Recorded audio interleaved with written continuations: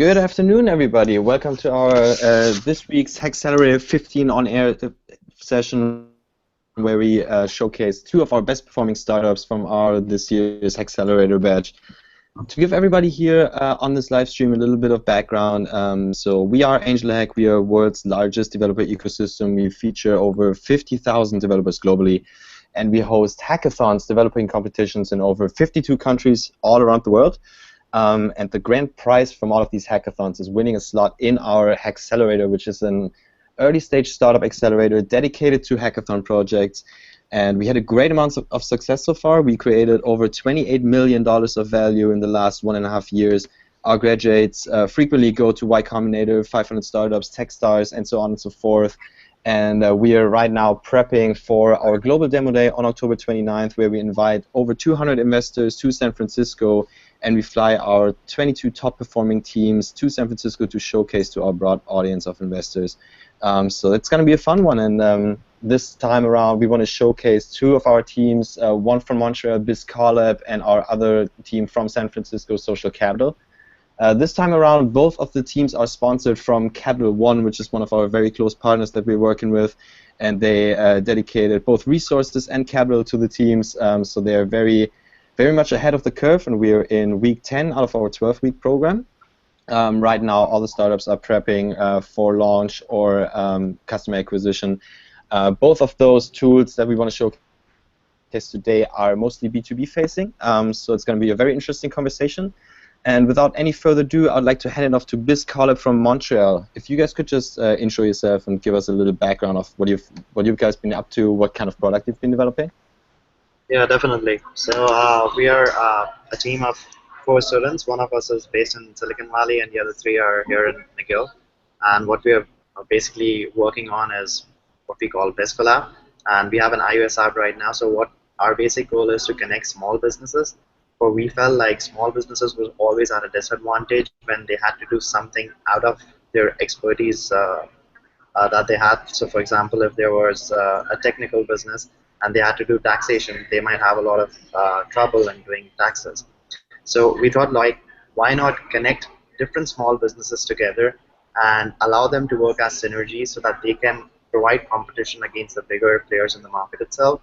So just for example, if there's a restaurant and there's another small business that has the logistics for cars, then we can connect these 2 businesses where the one that has the logistics for cars can act as the delivery service of the restaurant.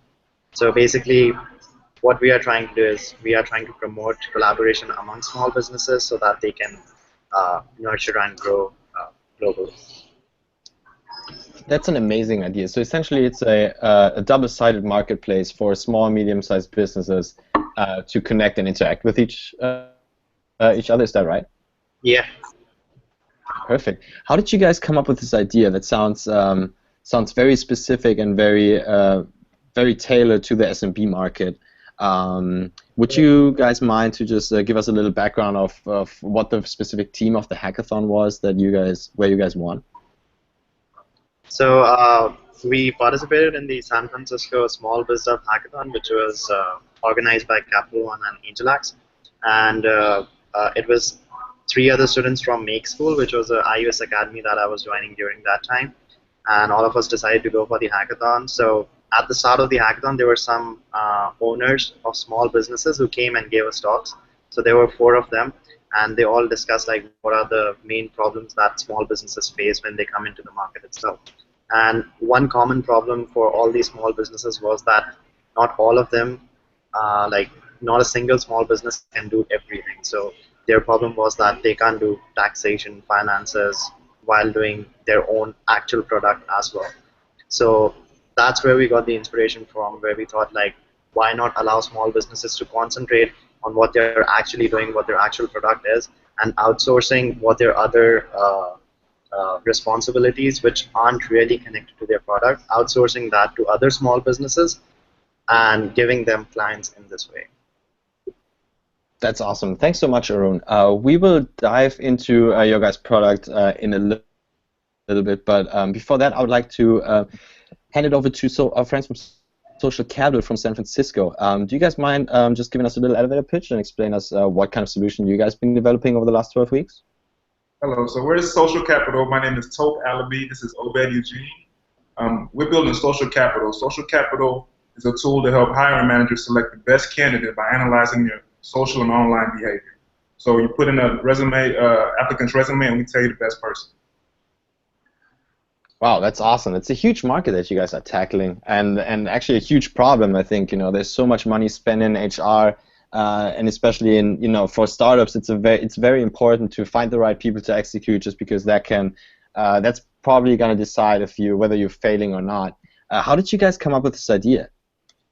Yeah, it's a great question. So we've actually been working on thinking about how do we leverage social data to figure out some insights from that. So, Tope and I, we actually met in New York City, and we've been working different things, working on projects together.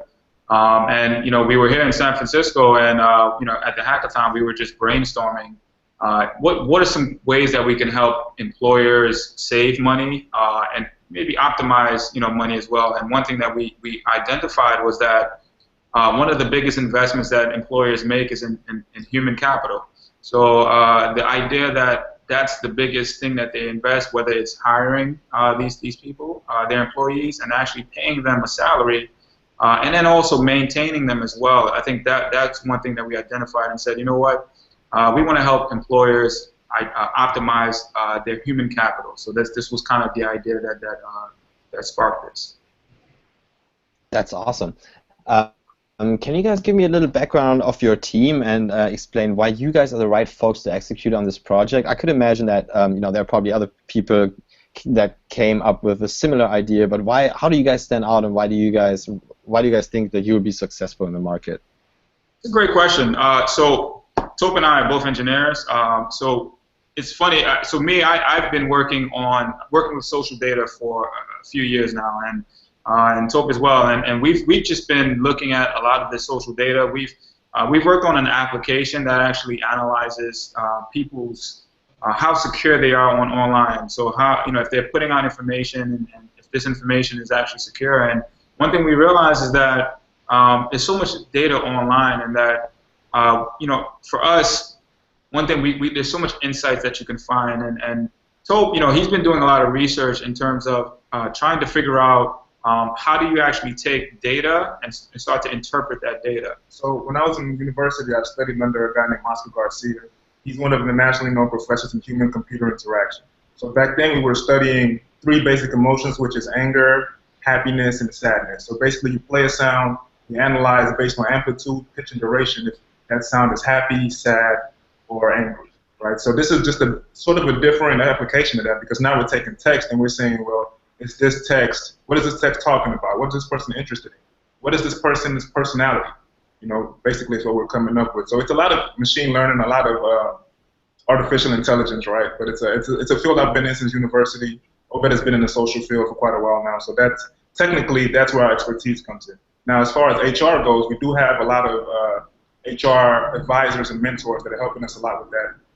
Helping to identify what competencies, what's important to an HR manager, what do they want to know about an applicant. We also have some people in academia to help us make sure that the computer learning algorithms that we're applying are actually extracting the correct data. Wow, that's amazing. You guys are taking HR to a whole nother level, which is I think super interesting. And it really looks like you guys have a very complementary skill set to execute on this.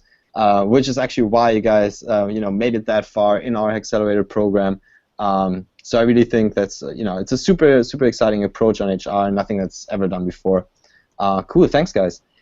Giving it back to BizCollab from Montreal. Could you guys tell us a little bit more about your team and your skill set, and why do you think that you guys are able to execute on this better than anybody else?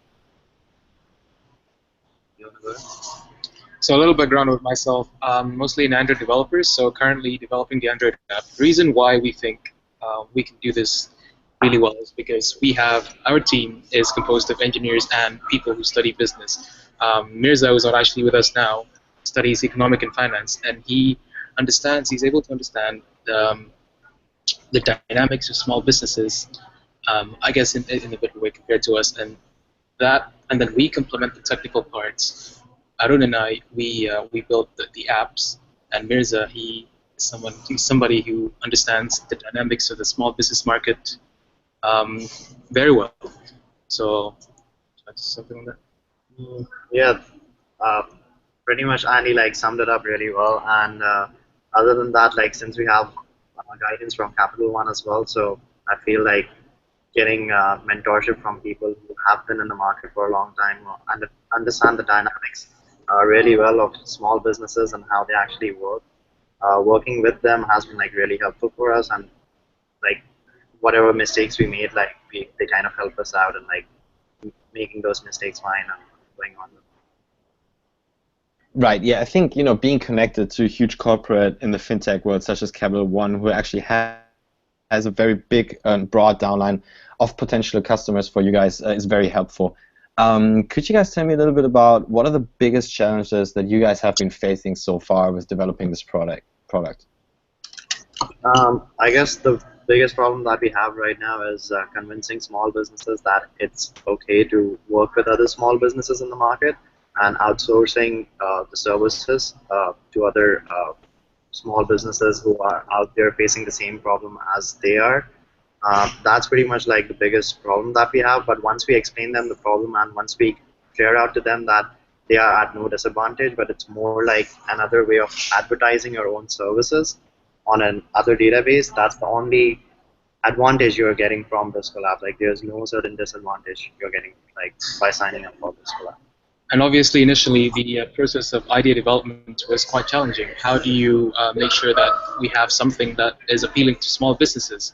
Because, I mean, will it be a purely barter platform, or is there going to be some money transfer? So the idea development was quite tricky, and also this is another, I guess, challenge that we're currently starting to overcome at the moment.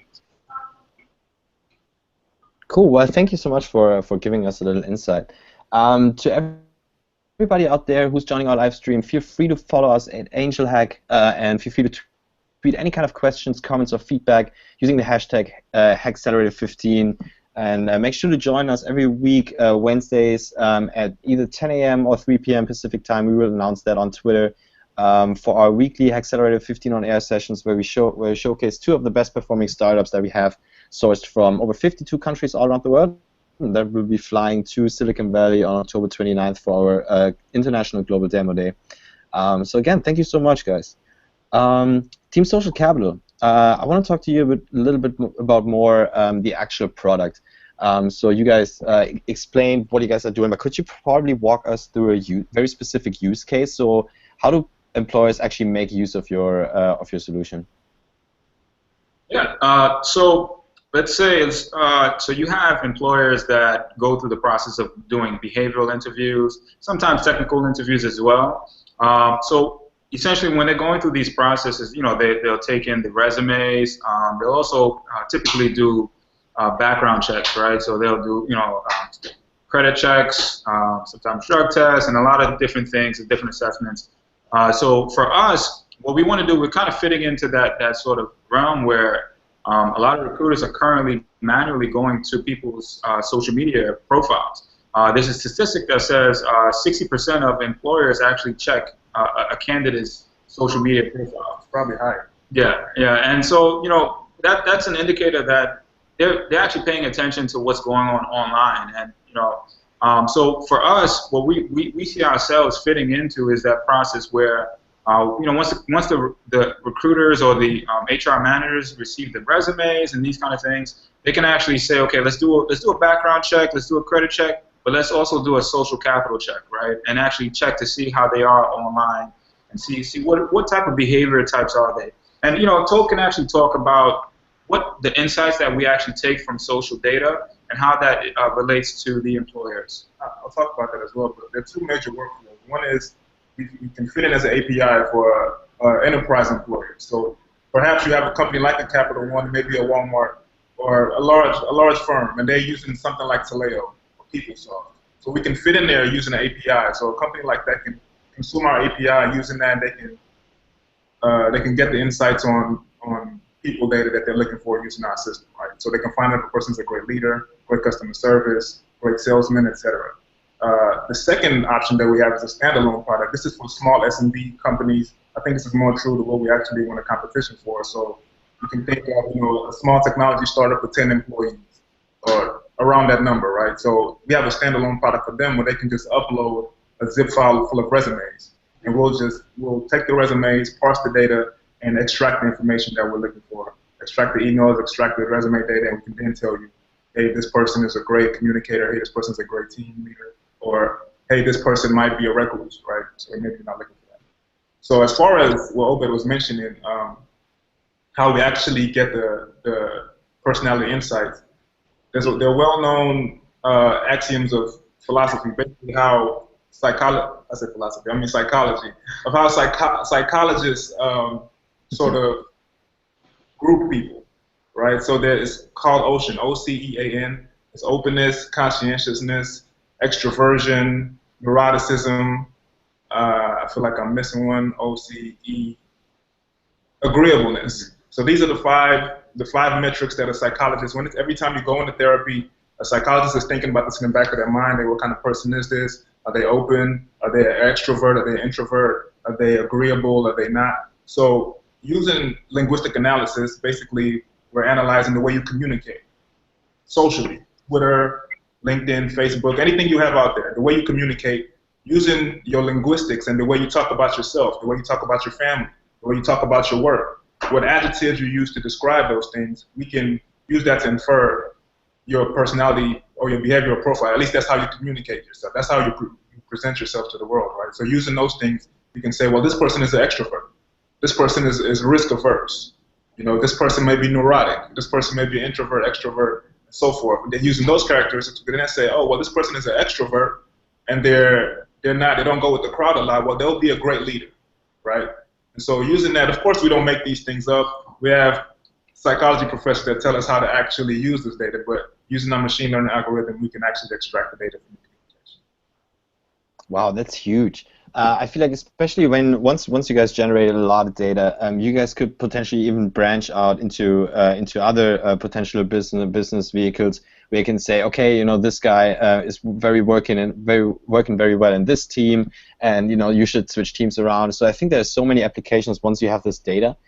So this is why I think your solution in particular is very interesting. Did you guys explore that at all, or are you focusing on HR and hiring solely? When we go out and we talk to HR managers about our product, they always talk about that because a lot of times, especially the larger companies, they reassemble teams. You might have a team that's working on this product for this quarter, and next quarter they may be working on something else. And you usually want to have various personality types in there. You don't want all extroverts. You don't want all introverts. You don't want all leaders. You know what I mean? So sometimes you want great leaders, great team players. You want to be able to match up the right kind of people, regardless of experience. So HR managers definitely mention that point a lot, definitely. Oh, I bet.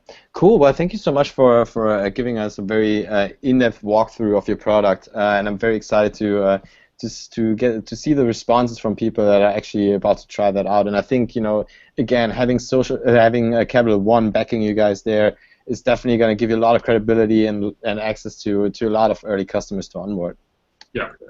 Cool. Thanks, guys.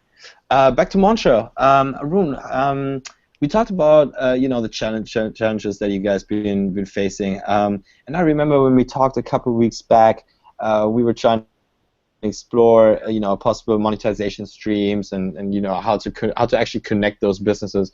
Do you guys want to walk us through what you guys have been thinking about earlier and what the status quo is? So before talking to Capital One, the business that the technology had hit there, Sergey, our basic plan before that was once you sign up as a business on the app itself, you look at all the other services that are being offered by other businesses. You select a certain service, and that certain service is offered in a certain price range. And once you request the service, then the other business would contact you and do everything likewise, and would offer you the service for the amount of time you ask the service for. So if you ask them to do the taxation for just a particular year, they would just be doing your taxation for that particular year, and the contract ends there and then.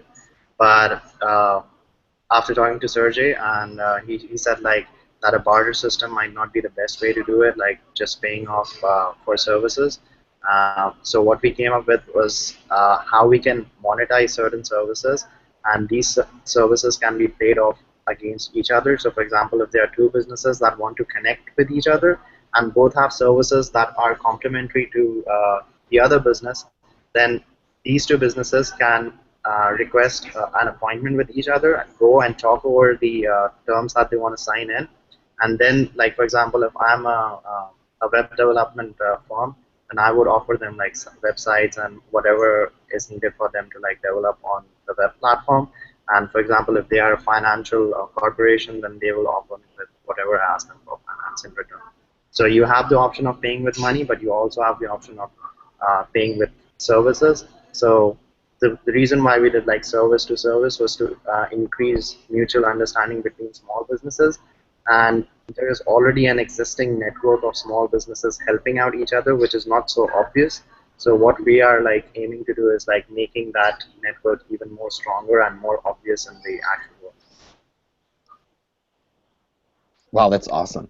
Yeah, again, I think like there's a huge potential between, in the synergies between small, medium-sized businesses and startups. And I think the way you guys go about it, to having the service to service, but also cash to service approach, to incorporate that both makes perfect sense to me.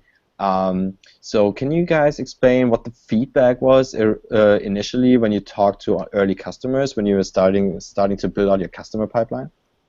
So like for our early customer itself, like most of the companies that actually took a lot of interest were involved in technology, and we didn't have like a really diverse number of companies coming from finance, from other aspects. So the problem at that point was that technological companies already had the expertise of doing whatever they could in the technology expertise, and it was harder to connect them with other companies out there. But what actually happened was that some of these companies did have a pretty strong financial department as well. So since they could offer those services, saying that okay, we are a technology company, but we have like a taxation guy in our company who can do the taxes for you if you don't have one, then like the response we got for service to service was much better than service for cash in that case, because like for example, if I have a technology company that's for like cloud servicing and we do a lot of backend work, but we don't have anyone to do our web development work, then we can ask that other web development firm to do our website and everything. And since we have a pretty strong financial sector in our company itself, then we can offer the financial services to that other web development firm, which doesn't have the required resources. Yeah, that makes absolute sense to me, and I think like having once you guys engage with Capital One and get access to a number of businesses that you can then sign up on the platform, I think it's pretty much just a no-brainer. I think getting the first couple of customers is probably the biggest challenge so far for you guys, but it seems like you guys are on a great track to overcome this obstacle. So cool! I'm very excited to see how it goes, and I'm can't wait to see you guys pitching in a little over 2 weeks from now. So super exciting. Cool. Back to San Francisco, back to SocialCapital. Let's talk a little bit about the hackathon experience. So again, you guys are in week 10 out of our HACKcelerator program, but it all started at the hackathon. How did you guys what did you guys do at the hackathon? Did you guys know each other before? It sounds like yes. Did you guys stay overnight? Did you guys stay awake? Did you guys go to sleep? Just explain me of what was going down at the hackathon. Let's tell you the whole story. You guys have a whole story about that. That's awesome. This is actually my first hackathon. Me and Obed, like you mentioned earlier, we met in New York City. So it really was just two guys hanging out. We were like, oh, we're both new in the city. What do you want to do? There's a hackathon, all right, let's just go. And then once we got there, the competitive juices started flowing, and we wanted to win. So we spent quite a while brainstorming. We didn't stay overnight. We actually ended up in the car arguing with each other about what we do. But it was fun. It was a lot of fun. We're both coders. It brought some competition to coding, and I enjoyed it. Yeah, and I'd say like experience during hackathons. I've been to a good amount. But typically hackathons are difficult, because you have 24 hours to build something from an idea into a fully functional product, and then also pitch that idea, right? So it's not easy, but I think we pushed through. We persevered. I think even during that morning, we called each other and said, "Hey, what's the plan? Are we gonna, should we go?" Because it was far. It was far to go to the place. But we said, "Look, we have something great. Let's." So we woke up early that morning and we just started doing some quick design and really just started working on our pitch. So even on the way to the hackathon, we were just really thinking about what is the best way we can portray our idea and what we're trying to build in an articulate way, right? How do we actually frame this into a pitch? And Tope had a great idea in terms of actually using a use case. He mentioned let's actually put a person, and he gave the person a name, and let's put this person. Let's actually bring this person in front of the crowd and show them how this product can benefit this person. So I think for us it was a great experience because we were able to really take an idea and then actually present that into a way where we had a product and able to actually show what we're trying to do. So it was pretty good. Oh, I bet. Yeah, you guys must have been super stoked when you guys were announced as the winners, right? It was a roller coaster. I mean, we were great. I mean, I think we felt comfortable coming off the stage because interactions from the judges, they and just the pitch. The pitch actually went pretty good. Tope is a great presenter, and I think the pitch went well. So I think we felt comfortable. But there's still butterflies. I mean, it was so many great companies, so many great pitches. So we were just very grateful. So. We knew we were top 5, but winning was definitely an exciting moment. Yeah. Oh, I bet, totally. So once you guys came out of the hackathon, in what kind of state was your minimum viable product at that point? It was different. It's a lot different now than what it was, at that point. I mean, what we won the hackathon with was a social finder, something that you type in the person's name or email and we can find all their social media. And that worked well, but then we start to think, what can we take this further? What can we do with this information that we're getting? Because we're getting a lot of information. I mean, each individual social media is a ton of information just by itself. So we started to think, what can we do with these things? And that's sort of how we got to this point here. That's cool, huh? Like advancing the product over time within 10 weeks, and like really being pushed and trying to actually transition this into a viable business. That must be super exciting. Sometimes I really wish I was on the other side of the table instead of coaching teams how to do it, to actually execute. It's kind of hard. So maybe we can switch that one. We'd love to have you on the team. maybe next time, Ron. Cool, thanks, guys. Back to Montreal. Tell us a little bit. Did you guys go to sleep at the hackathon? Sorry? Did you guys sleep at the hackathon, or did you just stay up coding, rapper,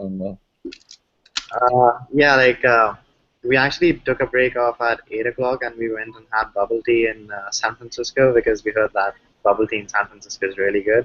And then we came back and we had dinner, and then we decided to sleep off for 2 hours because we knew that during the time of the pitch, it's really important that you are in your senses. If you just look like a zombie right before the judges, even if you have a good product, it doesn't matter.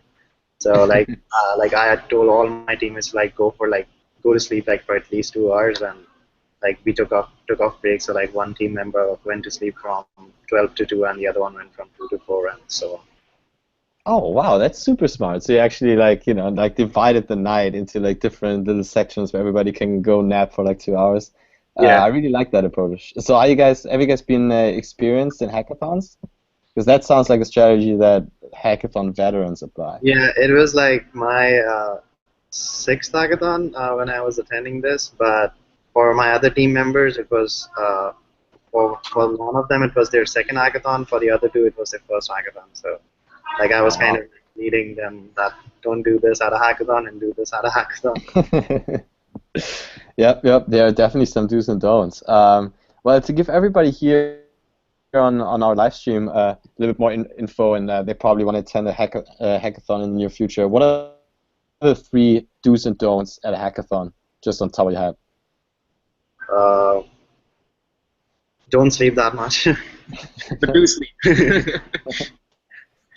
That's one of them. The other one is like your product is mostly just like, I would say 60% of the actual thing that you're presenting, and your pitch makes up like the other 40% of it.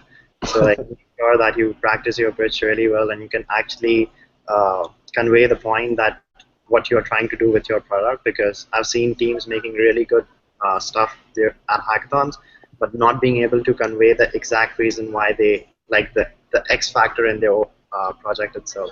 So it's really important that you have that X factor in your project that can like wow the judges, and like this is like one of the ways you can actually win stuff. Yeah, thank you so much for sharing that. Everybody out there, just very important note here. So both of those teams that we interviewed today are in week 10 out of our 12-week mentorship-driven accelerator program, our Angel-like accelerator, where we created over $28 million of value in the last 1.5 years. So those guys have been coming very far with both the hackathon and our HACKcelerator project. So listen to their advice, don't go to sleep, and make sure whenever you attend a hackathon, pitching is at least 40% of the actual outcome. So thanks for sharing that, guys. Back to San Francisco, to SocialCapital. Let's talk a little bit, like after talking about the hackathon itself, and after getting a little intro to your project. How has the HACKcelerator experience been so far? What did you guys get out of that? How did you like it? And what would you recommend to other teams? Yeah, I mean, it's been great. We've had access to some of the greatest mentors. I mean, for us early on, we've been connected to Capital One. We've been connected with literally people who are very high in the company, and a lot of people, investors, and people who are in the industry. And so it's been great for us. We've gotten a lot of insight in terms of how to actually shape our business, right? So from trying to figure out our product market fit, trying to figure out what's the best MVP that we should be focusing on, and really we literally had opportunity to sit down with the HR, HR director of Capital One, and I think that kind of connection for us was very valuable, because we were able to actually see from inside in, from the inside, how they shape their process. And they had a lot of insight in terms of even looking at social data and even looking at data about candidates. So this has been great. For us, we've been focusing on trying to build this product, and I think, to have come this far so quickly, I think, it's very difficult, but I think being a part of the program was very helpful. And I think even with Angel Hack, you guys have had literally helped us with all of the things, different tasks that we should accomplish on a weekly basis, and that's been very helpful. So it definitely accelerates you. Yeah. That rings true. Oh yeah. It sort of pushes you, I think, to your limit as far as being a businessman, being a marketer, a developer, everything. Because everything has to happen fast. You have a limited amount of time. Another thing that me personally, that I experienced throughout this whole situation is that everybody wants to help. Within the accelerator alone, Milan is always a phone call away, an email away. Everybody is available within the accelerator program, and not only within Angel Hack, but the outside world. When I tell people, hey, I'm in the Angel Hack Accelerator, they want to help me. They're like, oh, what are you doing? They're interested in what I'm doing. They want to connect me with people that they know. So it's been a great 10 weeks. Wow, that's awesome. Yeah, thank you so much for this positive feedback. And I can just totally agree with you. This whole entrepreneurial landscape and ecosystem, it's really just about collaboration. And I think we are really at a stage where people really see that competition doesn't matter that much, as long as you can create synergies within this ecosystem, help each other out, give each other intros, just try to push each other to be successful. I think that's what being an entrepreneur is all about. So it's great that you guys share that spirit. Thanks, guys. Back to Montreal. How has your guys' experience been so far? I remember, I had the chance to meet you guys face to face, and we chatted a little bit about business models and how to tweak it. But aside from that, how did you guys like benefit from the program and from being connected to Capital One? Well, I mean, being in the accelerator and being connected with Capital One, I mean, have been great. The initial idea of idea development was, I mean, very important, and the fact that we had help from Capital One in the in that stage was very crucial, because it is as much about the technical side as it is about that the business side. So like I said, that connection with Sergey and the other Capital One people was very significant in terms of helping us develop our product, and also the mentorship from Angel Hack, in terms of delivering how to market your product, how to maintain a good PR image, everything. It's been great so far. And more than that, like even getting the chance to market the product, like having a business model, getting all that exposure at such a early stage was something like which was really helpful for me, because I was always like fascinated about such stuff, about like how the business models actually work, why are they so important to a product, and why can't I just release a product in the market and be successful? So like busting those myths through this program was something like which I realized like through this program, and growing as an entrepreneur, and like knowing how the world actually works, and knowing that a product wouldn't be successful unless the people actually want it. So finding that product market fit is really, really important. Helping our product be reborn multiple times. Awesome, cool. Well, thank you so much for your feedback. And like I can just really personally say I'm very impressed with how well both of you guys teams have been executing in the past, and both of you guys have a real hustler mentality here. I remember like waking up to emails or Slack messages 7 a.m. in the morning on a Sunday. It sounds like you guys are really always going for it, and it really pays off. I mean, you guys are invited to pitch to Silicon Valley's top-notch investors on October 29th in Silicon Valley. So I think being one of the 22 top teams sourced from 52 countries, that's definitely a very good seal for you guys, and something that you should definitely be proud of. Let's talk about Global Demo Day, which is coming up October 29th, as I just previously mentioned.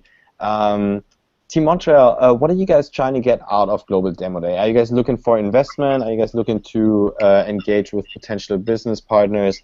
What are you guys thinking on getting out of there? Well, I mean, it's a lot of things. First of all, having validation in the local market is valuable, but validation on an international level, it's I mean, not just Montreal, not just Quebec, not just Canada, but also in the US, would be awesome.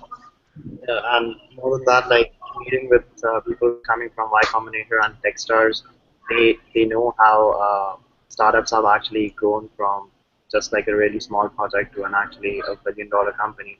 Meeting with those people and growing our network there, like that's something what I think is like what I'll actually get out of Demo Day.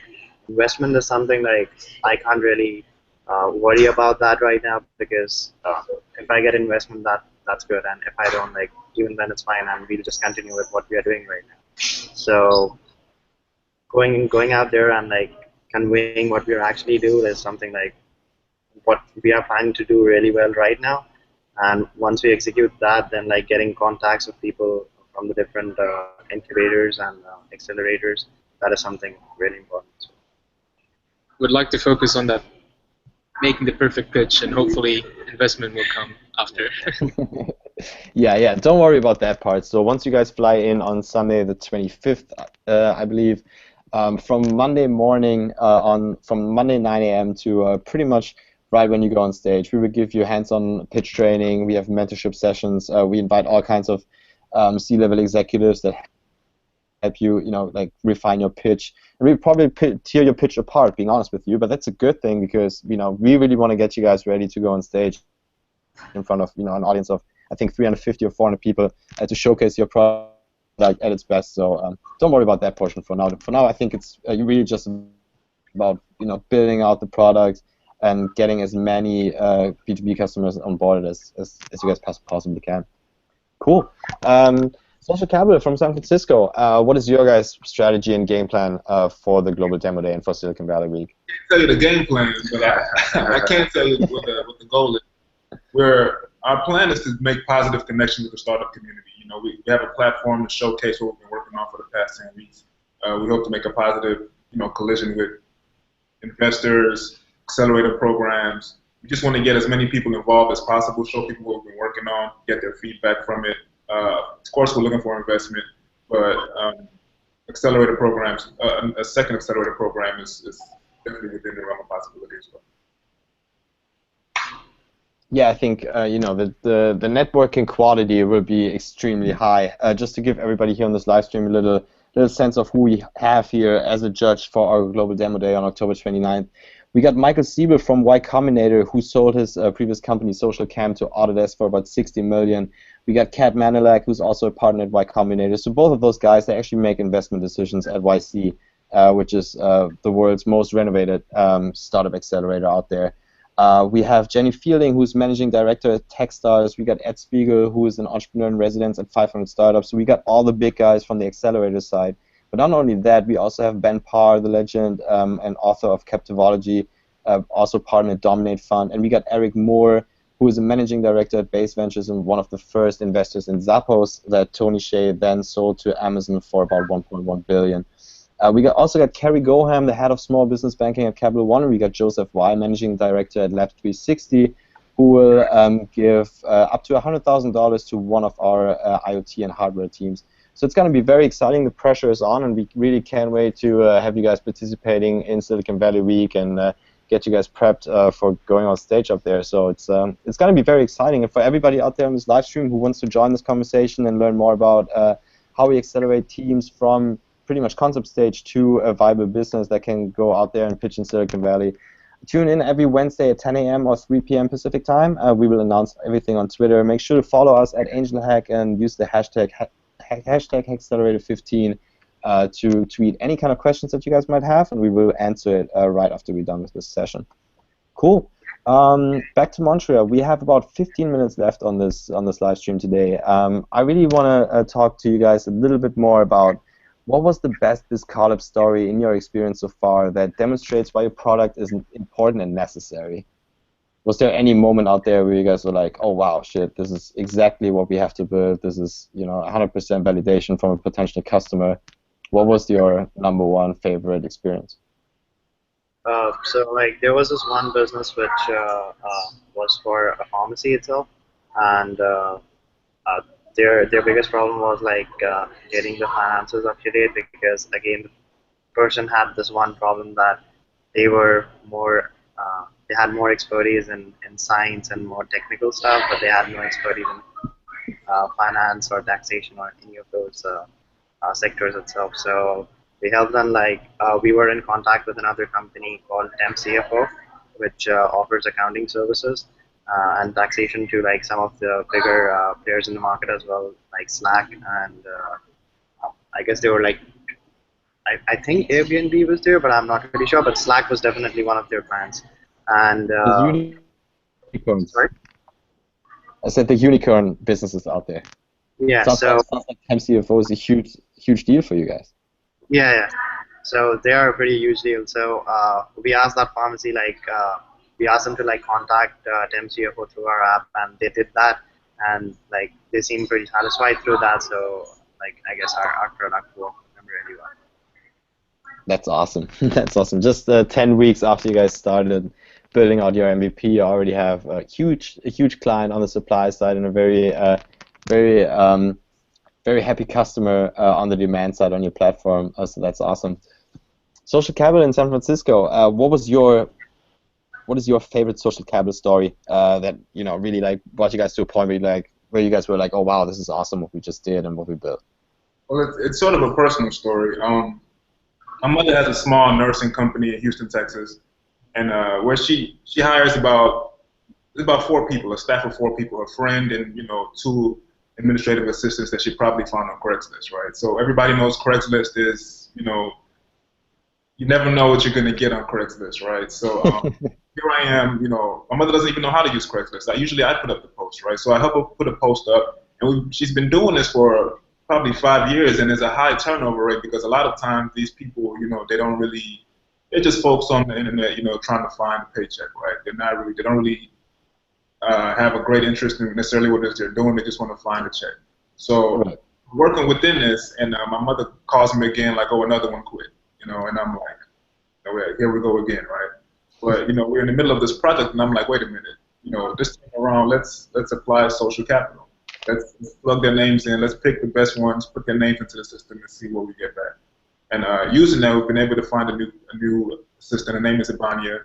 My mother's extremely satisfied with her. She calls me and compliments her all the time. I haven't met her in person yet, but I social capital store. So I think it's been very helpful. I get the feedback I get from my mother is that this woman is not only competent in the work that she's doing, but she's also a pleasant person to be around because it's, like I said, it's a small team. They see each other for 8 hours every single day, and that's when social capital becomes very important when you're dealing with small. Oh yeah, definitely. Wow, that's an amazing story. You guys should definitely share that in conversations when you talk to investors and guys from YC 500 startups and stuff. I think that's a very catchy story, and it really demonstrates and validates the product and validates that it works. So that's awesome.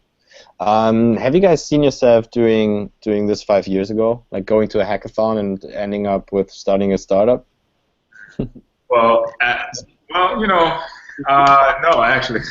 Actually, I think at the day of the hackathon, I mean, we were just going to have fun, and I think it was just, for us, it's been great, just being able to have this opportunity, to be able to build something and work together. I mean, we've learned a lot about each other, and we've been doing our own social capital analysis on each other, trying to figure out his behavior type, his personality type, and how that fits with me. And I think it's great because we're two different people, but we found a way to really work together. And I think really understanding each other's personality and each other's behavior was key, right? So we knew that, hey, this guy, he works in a completely different way than I do, but this is a way that we can actually work together. This is the way I can communicate to him. And I think that was very effective for us. So. Oh, I bet. Yeah, you guys must have learned a lot about each other. Oh, yeah. Probably put your own social. Everybody we meet, we're constantly analyzing. I bet I do have a profile on Social Capital too, huh? Yeah. We're recording him, I'm telling you. You're coming at me. Cool. All right, team BizCollab from Montreal. For you guys, I remember you guys are a super international team. Do you guys want to tell the viewers today, how international you actually are? You guys won the San Francisco hackathon, but you're based in Montreal. Part of you guys, and just tell me a little bit more about how international you are. Yeah. So my hackathon team, with whom I won the hackathon itself, was a bit different from my current team right now because two of our teammates had to leave because of personal reasons. So when we won the hackathon, one of us was from Lebanon, the other one was from Pakistan, one of them was from China, and there was another guy who was from India, but he lived in Silicon Valley. So we had people coming in from all different countries, and then two of the guys left, the one from Lebanon and China, and the other two guys who joined in, Andy is from Indonesia, and he lived in Dubai, and my roommate Mirza, he's from Pakistan as well, and I'm from Pakistan, and we have the other guy, the Indian guy from Silicon Valley as well. And we're based in Montreal, but we won a hackathon in San Francisco. So. How many different countries is that? I know, right? I totally lost track now. But I think it's at least 4 with the current team. More than 4, definitely. Oh, that's super so far. You say what? 1 and 4 so far.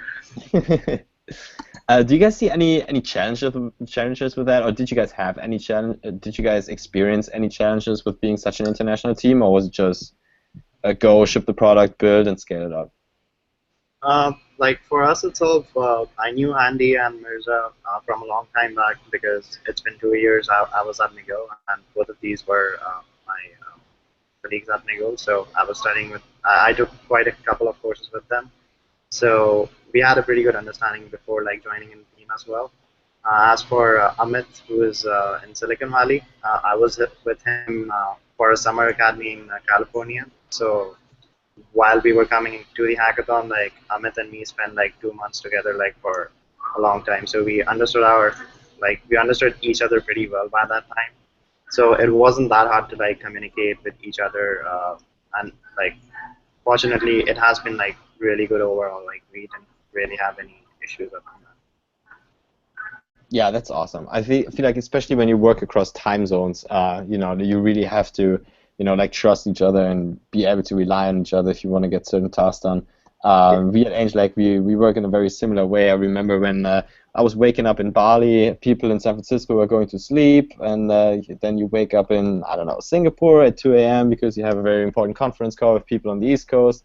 So yeah, it's you know, it's definitely a challenge to coordinate all of that across time zones. But again, you know, I'm super proud of you for making you guys to make it that far. And you know, again, can't wait for you guys to actually pitch on Global Demo Day and tell everybody the stories that you guys had. And it's definitely going to be a fun one for sure.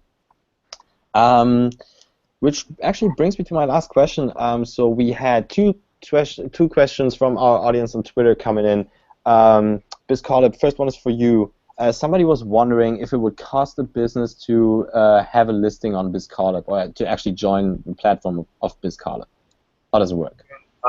It doesn't really cost anything for a business to join BizCollab. Like you just make an account, and once you make a profile there, you list down the services that you are offering, and you also list out the services that you need help with, or any other sectors in your business that you need help with. And that's pretty much it. And what we do after that is like we process that information. We take out your services that you're offering and what you need help with, and we put that in our search. And whenever other businesses use the app itself and they search for other businesses, so for example, if I write like legal services, then all the businesses which have shown that they are offering legal services, they would show up right on the business itself. So you don't have to pay anything. Like the only part where you actually have to pay is when you're taking the service from another company. So you're not paying us in any way. Like you don't have to pay to be on the platform. So it's like free advertising for you. Awesome, thank you, Aaron. That's super helpful. So to everybody out there, if you guys want to join BizCollab, go to bizcollab.com. Is that right, Aaron? Yeah, it's bizcollab.weebly.com. Oh. bizcollab.vp.com. Go on there, sign up. It doesn't hurt. It doesn't cost nothing, and it can only help you to engage with other small businesses in the area, or in the US, or in Canada, or wherever in this world. And just definitely give it a shot. And if you have any feedback, any questions or comments, feel free to either tweet at AngelHack or tweet at BizCollab using the hashtag HACKcelerator15. Thanks, guys. SocialCapital, we have a question for you as well. Somebody on Twitter was wondering, do you think people would consider SocialCapital invasive to potential employees' privacy? I'm sure this is something that you guys thought about before. Well, actually, if you think about it, employers, they do background checks, they do credit checks. I mean, they're about to make a big investment into employees. So, you know, if typically, you know, with this kind of thing, and as I mentioned before, employers actually do this kind of check already, right? So they're actually going on your LinkedIn, they're going on your Facebook, they're going on your Twitter. Anything that's publicly available is accessible to employers. So, you know, this type of information is something that employers, you know, they're interested in. You know, this is something that, as Tope mentioned, you know, if they're spending 8 hours a day with someone, this company is spending so much money in terms of salary and actually hiring, you know, it's a process where it's, you know, it is an involved process. So for us, you know, we try to stick to the guidelines in terms of what's allowable. And you know, I think again, we're just really trying to automate the process that employers are currently doing. So yeah. So as Obed said, we're leveraging publicly available data. For the most part, we're not showing them drunk pictures of you.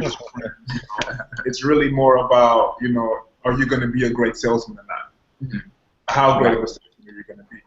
Yeah. Things like that. There are some laws regarding this, Fair Credit Reporting Act, which basically just says whatever report has to be true, right? So of course we're sticking to those guidelines, but we do get that question a lot, the privacy question.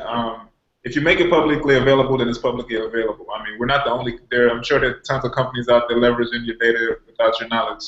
Yeah. But, you know, it's not a if it's private data, we don't touch that. If it's publicly available, that's what we use. Yeah, and just to touch, he brought up a good point, right? So we're not actually looking at negative things. It's everybody. You have fun, you party. We're actually trying to identify the behavior type. How does this person really fit into a company? Because everybody has a different personality type, a different behavior type. What type of behavior does this person have, and how do they fit into a company? So we don't actually, we don't focus on like anything that's negative. We just focus on what kind of person this person is, and how is that relevant to a company. And that's why we have the capital, because it actually can be a great boost for a person who may not have a ton of experience, but may be the perfect personality type for that job. So it actually can be a great boost for you in order to get a job. So it's not, we're definitely, if somebody looked at my history, I'm sure there may be some things in the past that I may not be proud of, but if they look at my social capital score, I'm sure they would hire me. And just to add to that, everybody has a different behavior. Everybody has a different personality. One thing that we actually spoke about earlier today is that, good employers, good managers find a way to find value in any type of employee, right? So anybody can be an asset to a company. You just have to really find out, how does this person fit into this company? What can they bring to this table, and what can they bring that's different that we don't currently have? So we try to help employers find value from candidates that they probably wouldn't typically be able to find. So. Right. No, I think that's a super interesting take on HR, and I think it really was about time to value all kinds of other things and really like try to really deeply assess potential employer candidates, because as you said, there might be so much potential, like aside from just the blank resume or even your LinkedIn profile and stuff like that, and team dynamics are very important. And I remember there are studies on that where the team is way more important, how it works together, than the actual expertise of the individuals. And I think that's it's a great solution for you guys. And I'm super excited to have both of you guys, both of your teams pitching on October 29th at Global Demo Day. Cool. Well, we are almost done. Is there anything that you guys any last words that you guys want to leave the viewers with? Yeah, I'd say if anyone is looking to try out the product, you can go to SocialCapital.io. If there's any employers that would like to pilot, we have a private pilot going on now. So if any employer is looking to do that, you can go ahead and actually contact either Tope or I, and we can actually help you go through that process and help you with this solution. So you can visit SocialCapital.io. And again, my name is Obed Eugene, and this is Temi Tope Alibi. Awesome. Well, cool. Thanks, guys. We will definitely make sure to feature you guys on our Twitter as well. So everybody out there, check out SocialCapital.io and give them feedback. Sign up for their private beta. And I'm sure it's going to be a valuable experience to both individuals and employers. Thanks, guys.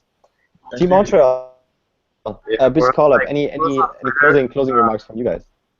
Sorry. Follow us on Twitter, and we will be updating about our iOS app. It's done right now, and we've tested it with some people, so we will be releasing it out in the market. So keep following us and look for any updates that we make, and we will probably be on product hunt as well by the end of next week. So if you want to try out our product and list your business on there, so definitely just keep looking out for us. Like us on Facebook. So that's at BizCollab, correct? Yeah. Cool. Awesome. Well, all the viewers out there at BizCollab, follow them on Twitter. Check out bizcollab.vp.com, and also check out SocialCapital.io. Both of them are two of our best performing teams that we sourced from our international hackathon competitions that we held in 52 countries this spring, and those guys will be pitching to investors. So make sure to follow them on their journey to Silicon Valley and potentially being a billion-dollar company. Cool. Well, thanks everybody. I hope to see you guys next time around, next Wednesday at either 10 a.m. or 3 p.m. Pacific time, where we showcase two of our best performing startups before our global demo day on October 29th. Follow us on Twitter at AngelHack and tweet us questions, comments, any kind of feedback using the hashtag HACKcelerator15.